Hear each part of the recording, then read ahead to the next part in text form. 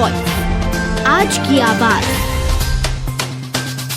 इंदौर के रोडम थाना क्षेत्र में दोहरे हत्याकांड के मामले में पति पत्नी और वो के चलते इस पूरे हत्याकांड की घटना को अंजाम दिया गया था, जिसका खुलासा पुलिस के द्वारा कर दिया गया है, जिसमें क्राइम पेट्रोल का सीरियल कई बार देखा गया और उसके बाद में इस हत्याकांड की साजिश को अंजाम दिया गया है। पूरी साजिश पति और पत्नी ने मिलकर इसको अंजाम दिया है। साक्ष्य और सबूतों के आधार पर पुलिस ने यहाँ पर पति पत्नी को गिरफ्तार कर लिया है और इस हत्याकांड का खुलासा कर दिया है। दरअसल इंदौर के रोडम थाना क्षेत्र के अशोकनगर में होटल संचालक रवि ठाकुर और ब्यूटी पार्लर संचालिका सरिता की दोहरे हत्याकांड मामले में पुलिस ने 12 घंटे के अंदर ही पूरे मामला का खुलासा कर दिया।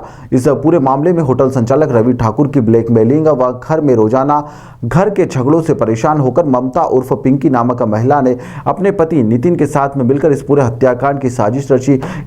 इसको लेकर इन्होंने कई बार क्राइम पेट्रोल सीरियल को टीवी पर देखा और सीरियल देखने के बाद में इस हत्या की साजिश को अंजाम दिया है। ममता के द्वारा रवि ठाकुर को मिलने के लिए सरिता को घर बुलाया गया था और उसके बाद जब रवि ठाकुर सरिता से घर पर मिलने के लिए पहुंचा तो ममता अपने पति के साथ में घर से निकली और घर से निकलते वक्त 3 जोड़ कपड़े रास्ते भर में उसने बदले ताकि किसी भी तरह की कोई पहचान ना हो सके और उसने अपने पति का 2 पहिया वाहन भी अन्य स्थान पर रखवाकर रिक्शा से सरिता के घर पर अशोकनगर पहुंची, जहां पर पहले तो उसने घर में प्रवेश किया और उसके बाद में जालसाजी में फंसाकर ममता से रवि की चर्चा करी और इतने में ही ममता और रवि की बातचीत में एक बीच वाले कमरे में जाकर ममता और नितिन ने यहां पर सरिता और रवि ठाकुर की हत्या कर दी।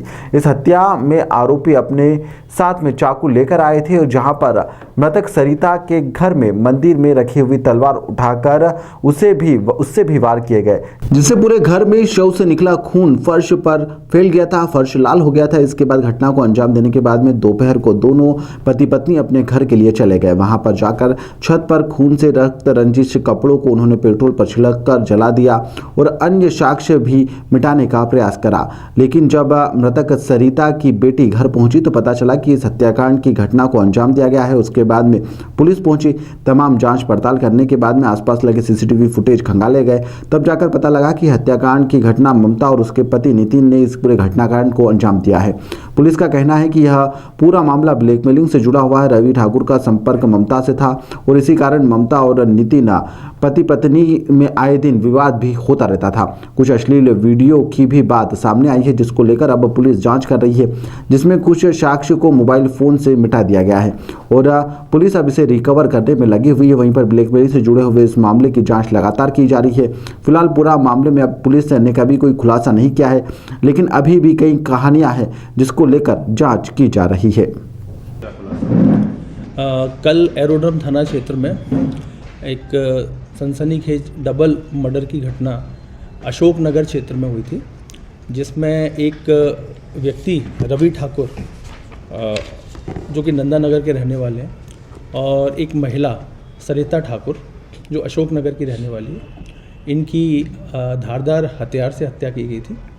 हत्या के बाद पुलिस ने तत्परता से घटनास्थल पर पहुंच के वहां एफएसएल टीम के माध्यम से साक्ष्य का कलेक्शन किया और वहाँ जितने भी आसपास के लोग हैं उनसे पूछताछ की, सीसीटीवी फुटेज दिखवाया और जो भी संदेही है उनको पुलिस ने उठाया।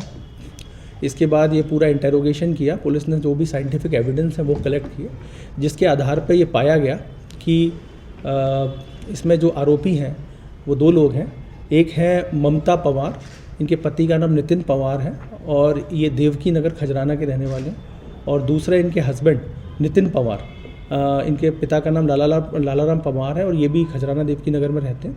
इनके द्वारा इस घटना को अंजाम दिया गया था। घटनाक्रम इस प्रकार है कि ये जो मृतक है ये शादीशुदा है और इसके 4 बच्चे हैं। उसके बावजूद इसके कई महिलाओं से अवैध संबंध होने के बारे में जानकारी मिली और जिसमें एक आरोपिया भी थी और ये जो मृतिका है इसके माध्यम से जो मृतक है रवि ठाकुर, इसकी पहचान आरोपिया से हुई। इसने आरोपिया से पहचान कराई और जिसके बाद इनके बीच में इलीगल रिलेशंस भी हुए और जिसके बाद में ये इनके हस्बैंड को इस बात का पता लगा तो इनके घर में भी इस बात को लेकर के तनाव हुआ, कलेश हुआ, और जिसके बाद में ये जो आरोपी है वो उसको मिलने के लिए बुलाता था और उसको वीडियो के नाम पर और जो भी उसके पास सामग्री थी उसके नाम पर वो उसको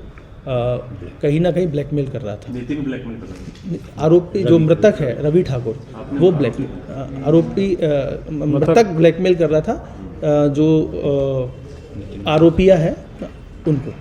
तो जिसके बाद में ये हुआ कि इन लोगों ने प्लान किया, हस्बैंड और वाइफ दोनों ने मिलके, कि हमको किसी भी तरीके से इसको रास्ते से हटाना है, जिसके तहत ये लोग अपने घर से दिन के करीब 12 बजे के आसपास ये लोग निकले हैं। एक पल्सर बाइक इन्होंने ली है शुरू में, उसके बाद वाहन भी इन्होंने चेंज किए हैं, और इसके बाद ये चूँकि ये दोनों परिचित थे, जो मृतिका है सरिता, उसके दोनों परिचित थे। उसके बाद ये गए हैं घर पे, और सबसे पहले इनको रवि को जो ठाकुर है उसको इन्होंने मिलने के लिए बुलाया था। उस दिन इनका कार्यक्रम था कि रवि मिलेगा उस सरिता के घर पे। तो जिसके बाद ऐसा हुआ कि ये सबसे पहले वहाँ पहुँचे हैं, और उसके बाद सबसे पहले जो ममता है और इसके हस्बैंड है, इसके द्वारा सबसे पहले सरिता की हत्या की गई। और जिसके बाद में फिर जब ये वहाँ पर आरोपी मृतक रवि ठाकुर आया, तो इन्होंने ये किया कि सबसे पहले तो संबंध बनाने के नाम पर उसको निवस्त्र किया, और उसके बाद में उसका पति जो है वो छुपा हुआ था घर में, और उसके बाद उसके पति और ये ममता दोनों ने मिलके रवि की भी हत्या कर दी। तो इस प्रकार से ये पूरे घटनाक्रम को अंजाम दिया है। पुलिस ने घटनाक्रम में प्रयुक्त आला जरब, तलवार, चाकू वगैरह हैं उनको जब्त किया है, और इसके अलावा भी जो भी इनके द्वारा कुछ साक्ष्य नष्ट भी किए गए हैं। ऐसी जानकारी में आया है कि इनके द्वारा कपड़े जो पहने गए थे और भी चीज़ों को इनके द्वारा नष्ट करने की कोशिश की गई है, तो उसको भी पुलिस ने कस्टडी में लिया है, और दोनों आरोपी वर्तमान में पुलिस ने अपने हिरासत में ले लिए हैं। और इस प्रकार से हमने करीब 12 घंटे के अंदर ही एक डबल मर्डर का जो हमारे क्षेत्र के लिए काफ़ी महत्वपूर्ण था उसका खुलासा किया।